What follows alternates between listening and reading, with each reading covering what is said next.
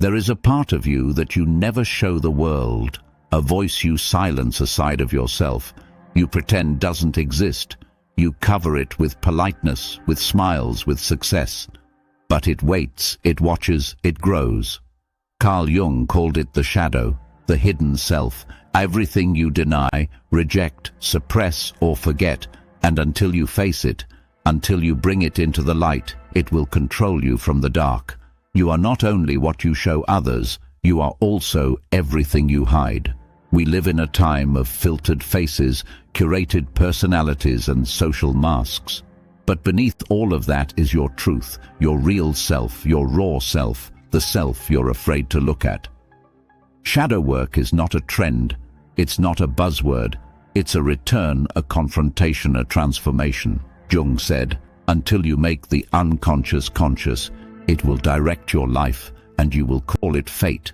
This is the foundation. You are not your mask, you are not your thoughts, you are both the light and the shadow. But how do you begin? How do you face what you've buried for so long? What does it mean to meet your shadow? It starts with honesty, radical truth. You must look at your jealousy, your rage, your guilt, your fears, not with judgment, but with curiosity. Why do you get angry when someone succeeds? Why do you sabotage love? Why do you freeze when opportunity knocks? The answer lives in the shadow.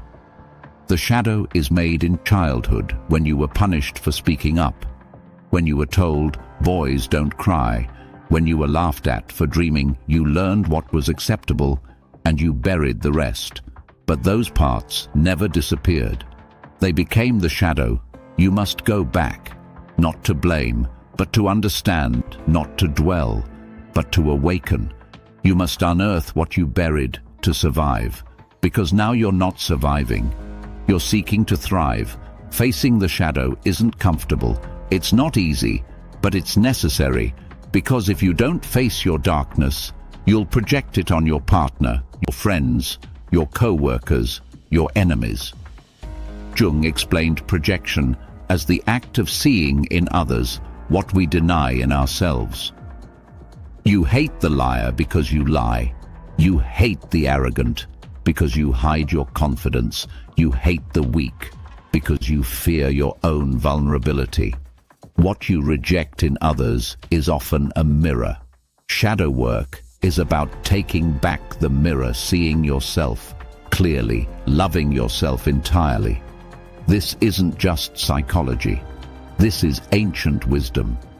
Every myth, every religion, every hero's journey starts with descent into the cave, into the underworld, into the dark. Why? Because that's where power is reclaimed. That's where you find wholeness. You are not here to be perfect, you are here to be whole. And you cannot be whole if you only accept the light. Jung said, one does not become enlightened by imagining figures of light, but by making the darkness conscious. This is the way, this is the path. Now let me ask you something. When was the last time you admitted you were wrong? When was the last time you sat with your anger? When was the last time you forgave yourself? That is shadow work, and it's the most important work you'll ever do, because behind the shame is your power. Behind the guilt is your truth. Behind the fear is your freedom. There is gold in the shadow, not just wounds but gifts. The artist you silence, the warrior you buried, the lover you rejected, the leader you feared becoming, all hiding in the dark. Your job is not to destroy the shadow.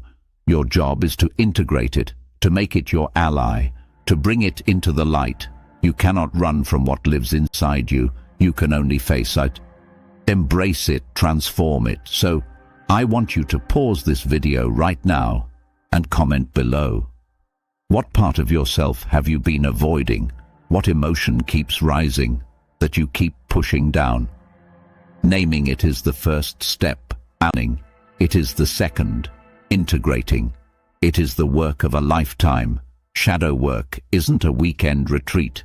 It's not an aesthetic. It's the journey back to yourself, to your full self, to your wild self, to your honest self. Every time you suppress a part of you, You lose energy, you feel tired, anxious, disconnected, because you're fractured, you're not whole. But when you do shadow work, when you bring the lost parts home, you become magnetic, you become clear, you become powerful. Jung believed in the process of individuation, becoming your truest self, not what society wants, not what your parents wanted, but who you are underneath it all. And individuation only begins when shadow work begins. You have to meet the beast before you can tame it. You have to feel the pain before you can heal it. Think of your shadow like a locked room in your house. You've closed it off. You pretend it's not there. But something inside keeps calling you. Whispers in your sleep. Flashes of emotion. Gut reactions. That's the shadow knocking. And when you open that door, you find the parts of you that were never broken, only hidden. Some people fear this process. They say it's dark. They say it's dangerous. But the real danger is in not doing it, because what you refuse to face will rule your life from behind the scenes. Your addictions, your patterns, your toxic relationships, your burnout, they're not random. They're clues. Signals from the shadow telling you, it's time to wake up. Jung said the most terrifying thing is to accept oneself completely. But that's where the power is. When you stop running, when you stop pretending, when you stop splitting yourself in two, the truth is, you are already everything you need to be. You just forgot, you just fragmented, you just buried your fire. Shadow work is about remembering, reclaiming, restoring your inner world, because you cannot change your outer life without doing the inner work. So where do you begin? Start with journaling.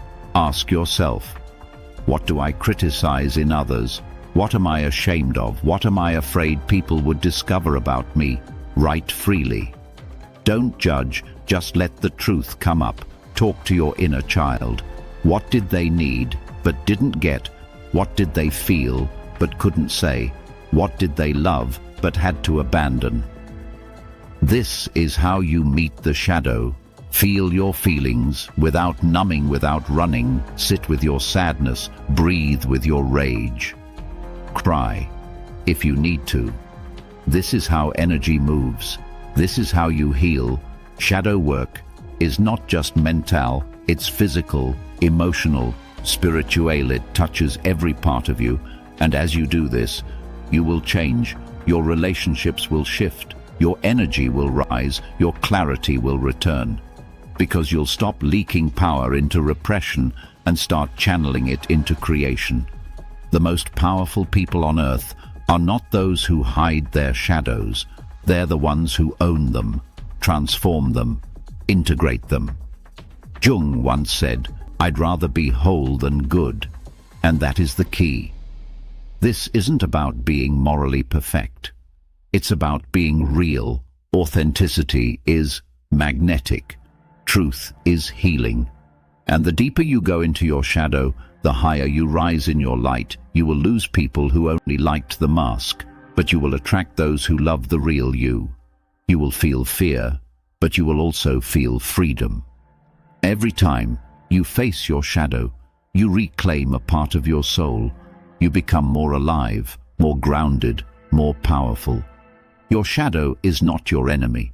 It is your map, your mirror, your guide face, what you deny, feel, what you fear. Embrace what you buried, and you will become unstoppable, because the real you, the full you, is waiting in the dark. Step into it, walk through it, rise from it. This is shadow work. This is freedom. This is the truth. Carl Jung tried to show us, and now it's your turn to live it.